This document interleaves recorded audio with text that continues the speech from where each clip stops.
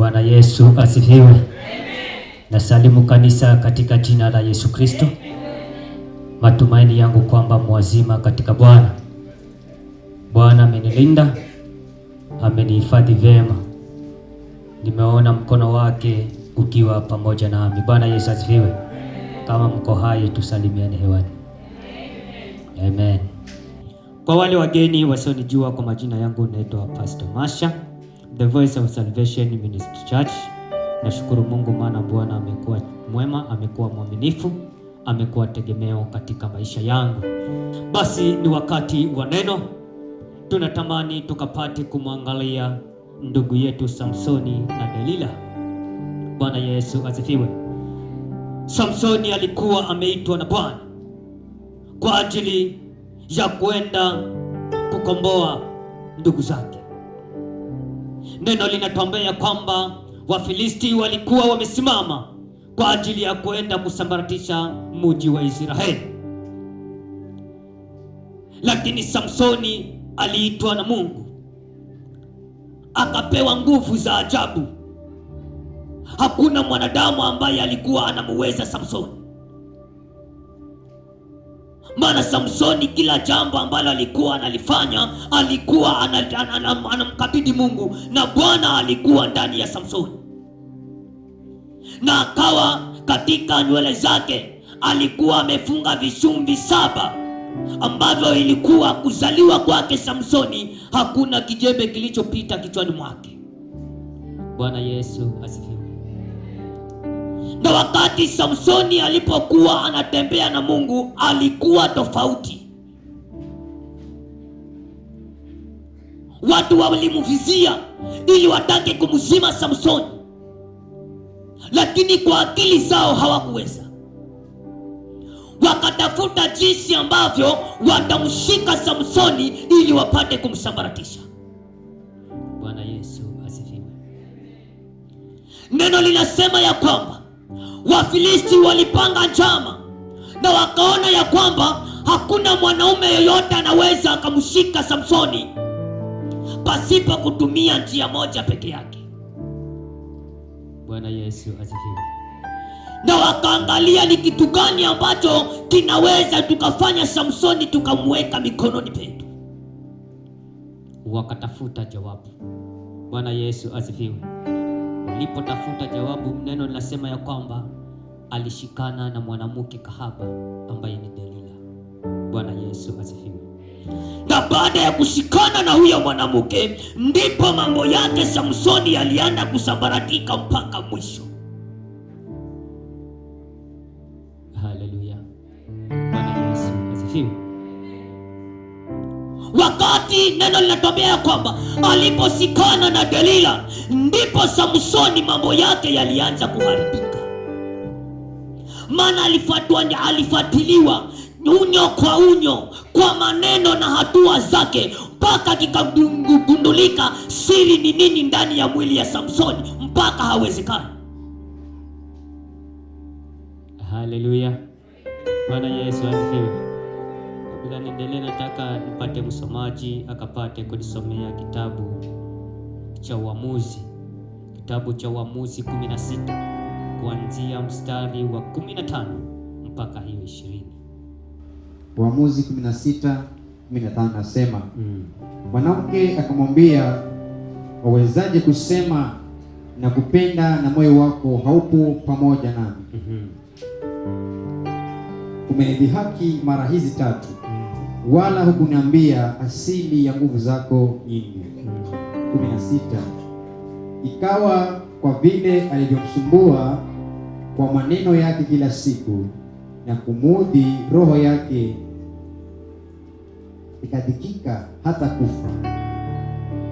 Ndipo alipomwambia yote yaliyokuwa moyoni mwake, akamwambia, wembe haukupita juu ya kichwa changu kamwe, maana mimi nimekuwa mnadhiri wa Mungu tangu tumboni mwa mama yangu. Nikinyolewa ndipo nguvu zangu zitatoka, nami nitakuwa dhaifu, nitakuwa kama wanadamu wenzangu. 18. Delila alipoona ya kuwa amewaambiwa yote yaliyokuwa moyoni mwake, akamtuma mtu akawaita wakuu wa Filisti akisema, njoni huku mara hii tu, maana ameniambia yote aliyo nayo moyoni mwake. Ndipo wakuu wa Filisti wakamwendea, wakachukua ile fedha mikononi mwao, naye akamlaza usingizi magotini pake. Kisha akamwita mtu, akavinyoa vile vishugi 7 vya nywele za kichwa chake, akaanza kumsumbua, nguvu zake 20. Kisha akasema, Samsoni, Wafilisti wanakuja. Akaamka katika usingizi wake, akasema, nitakwenda nje kama siku nyingine na kujionyesha, lakini hakujua ya kuwa Bwana amemwacha. Amen. Bwana Yesu asifiwe.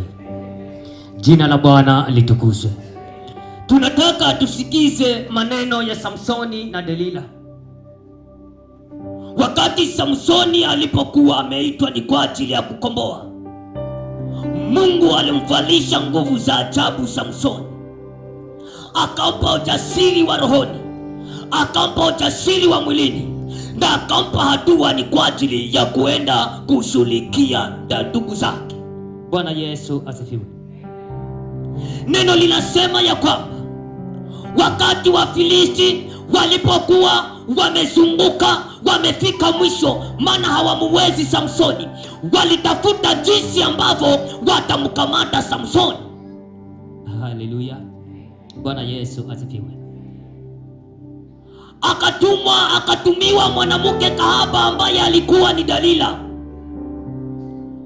Delila hakumpenda Samsoni kwa sababu ana nguvu, bali Delila alikuwa ametumwa ni kwa ajili ya kwenda kuwa karibu na Samsoni. Na akatumwa kabisa, akaambiwa, kafanye ufanyalo, maana kunazo fedha tumekuletea. Utakapofaulu kumumaliza nguvu Samsoni, tutakukabidhi fedha hizi mikononi pako. Bwana Yesu asifiwe.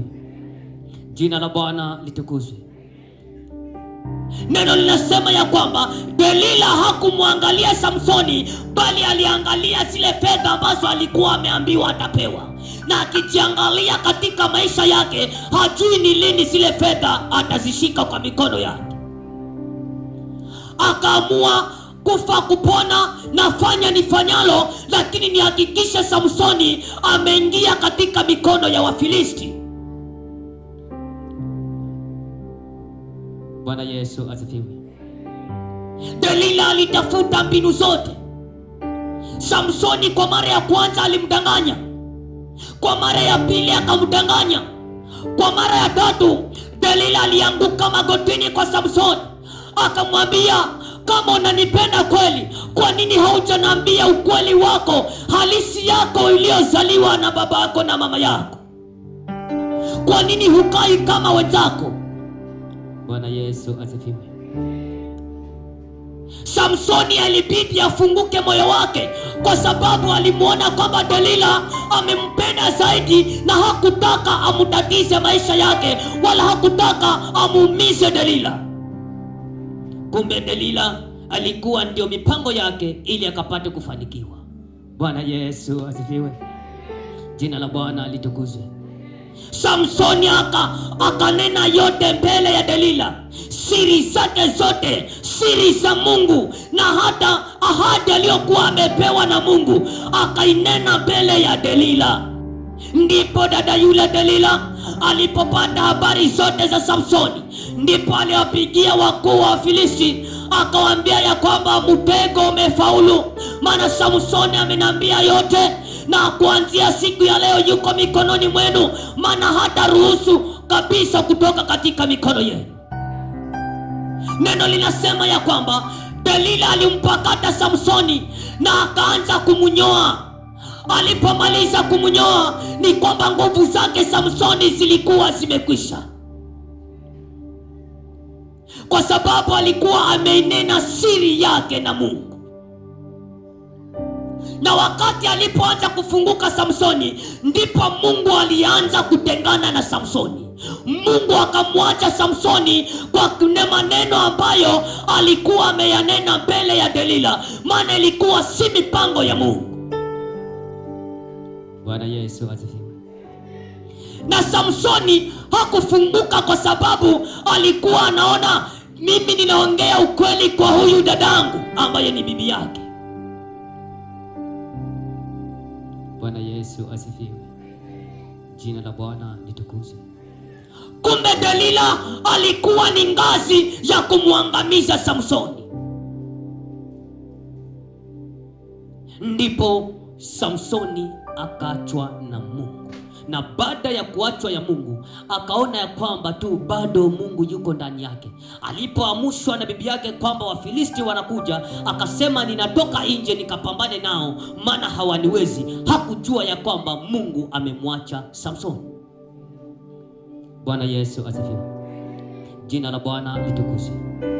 Kwa nini nimelileta neno hili mchana wa leo mpendwa? Ninajua ya kwamba katika maisha yetu tunajua ya kwamba Bwana yuko pamoja nasi, lakini tunaambiwa ya kwamba tulinena kilicho cha Mungu, siri ya Mungu mulipata kuieneza. Maana kuna mtu ambaye alijifanya kwamba ni rafiki, kuna mtu alijifanya na nyenyetea, kumbe alikuwa anataka ajue kilicho ndani yako. Umebaki na jina la kwamba Mungu unatembea naye, lakini Bwana amekuacha mchana ule. Ndipo unaona mambo yako hayafanikiwi. Kila ukijaribu unaona kwamba hausongi. Ni kwa sababu ya kwamba Delila aliingia ndani ya moyo wako na akafanya msako, akahakikisha ya kwamba amekutenganisha wewe na Mungu wako. Bwana Yesu asifiwe. Tumebaki na majina ya kwamba tuwaombezi, tumebaki na majina ya kwamba tuwashauri, lakini Mungu amekwisha kutenga nasi, kwa sababu kuna neno ambalo ulilichipua. Delila alitafuta jinsi atakavyokushika mkono. Bwana Yesu asifiwe. Jina la Bwana litukuzwe. Unasema ya kwamba nimerogwa, unasema ya kwamba naonewa wivu, unasema ya kwamba ninaonewa. Haujaonewa wala haujarogwa, ni kwa sababu Mungu ameachana na wewe kwa matendo yako na tabia zako. Mungu hasikumpendeza na ameamua kujitenga mbele yako. Wakati ulipookoka, Bwana aliingia ndani yako. Kuna mambo magumu makubwa ambayo uliyatenda. Ulipotenda hiyo mambo makubwa, kuna kitu kinaitwa kiburi likiweka ndani ya moyo wako. Kuna kitu kinaitwa majivuno likiweka ndani ya moyo wako.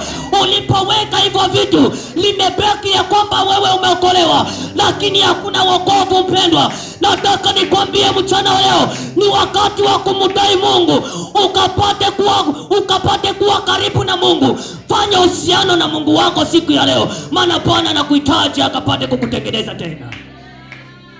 Fanya uhusiano na Mungu. Utakapofanya uhusiano na Mungu wako, kila kitu kinaenda kufunguka tena. Mungu alipomwangalia Samsoni, akajua ya kwamba Samsoni hakufanya hivi kwa sababu ya kupenda, ni kwa sababu alilazimishwa. Ndipo alipoanza kudai Samsoni. Neno linasema ya kwamba nywele zake zikaanza kumea tena, na zilipoanza kumea, nguvu zake zikamregea Samsoni, na akamaliza Wafilisti zaidi ya watu 1,000,000. Nataka nikwambie mchana ya leo, hata wewe nao utakapodai, Bwana anaenda kukimeza tena. Nywele zako zinaenda kumea tena, unaenda kuanza mwanzo mpya, njia zako zinaenda kufunguliwa, maana Bwana anaenda kukushika mkono. Ni wakati ukapate kumlilia Mungu mpendwa.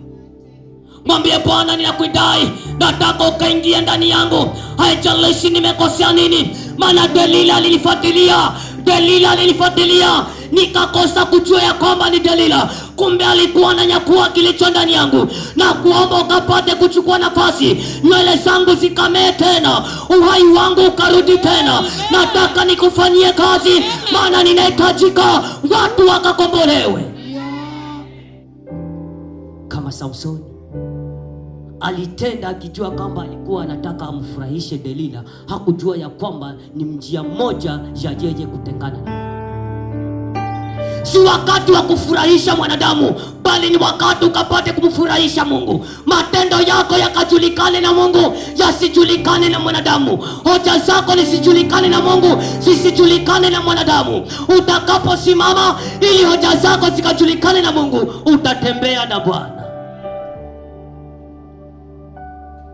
Wanadamu unapowapelekea jambo, unahisi kwamba wapate kukupa njia, kumbe umewapa kazi mojawapo ya kwenda kukutangaza.